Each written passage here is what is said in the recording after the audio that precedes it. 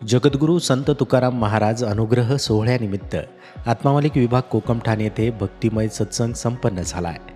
सद्गुरू राये कृपा मज केली कोटी कुळे उद्धरली या उक्तीप्रमाणे जगद्गुरू संत तुकाराम महाराज यांना प्राप्त झालेल्या पावन अनुग्रह दिनाचे औचित्य साधून सांस्कृतिक विभाग कोकमठाण येथे सत्संग सोहळ्याचं आयोजन करण्यात आलं।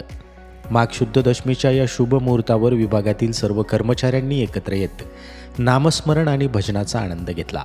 परमपूज्य सद्गुरू आत्मामालिक माऊलींच्या कृपा आशीर्वादाने चालणाऱ्या या सांस्कृतिक विभागात संतांचे विचार नेहमीच केंद्रस्थानी असतात।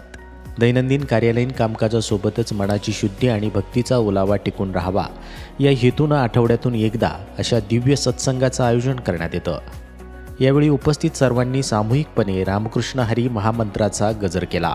तुकोबारायांना ज्या मंत्राचा अनुग्रह झाला त्याच मंत्राच्या गजराने संपूर्ण सांस्कृतिक विभाग चैतन्यमय झाला होता। यावेळी तुकोबारायांच्या जीवनातील अनुग्रहाचं महत्त्व आणि त्यांच्या अभंगातील जीवनदर्शन यावर थोडक्यात चर्चा करण्यात आली। सांस्कृतिक विभागातील कलाकारांनी आणि कर्मचाऱ्यांनी केवळ सहकार्याच्या भूमिकेतून नव्हे तर एका भक्ती परिवाराच्या नात्याने या सोहळ्यामध्ये सहभाग नोंदवला। या सत्संगामुळे कामाच्या ठिकाणी एक सकारात्मक ऊर्जा निर्माण झाल्याची भावना सर्वांनी व्यक्त केली। कार्यक्रमाची सांगता आरती आणि सामूहिक पसायदानाने करण्यात आली। याप्रसंगी सांस्कृतिक विभागाचे सहाय्यक व्यवस्थापक, निर्माते, दिग्दर्शक आत्मदर्शनजी बागडे सर, वसंत नारद सर, वारकरी प्रशिक्षक आणि संगीत शिक्षक उपस्थित होते।